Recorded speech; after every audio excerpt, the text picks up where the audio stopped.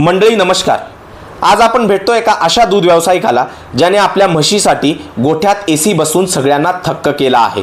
होय, ऐकून थोडा अचंबित वाटेल, पण ही गोष्ट खरी आहे। हरियाणातील एका व्यावसायिकाकडे आहे तब्बल 6 लाख रुपये किमतीची एक म्हैस, जी एका वेळेस 15 लिटर दूध देते। या म्हशीची देखभाल म्हणजे केवळ प्रेमाचं नव्हे तर तंत्रज्ञानाचंही उत्तम उदाहरण आहे। गरमीत तिचं दूध उत्पादन कमी होऊ नये यासाठी गोठ्यात एसी बसवण्यात आला आहे।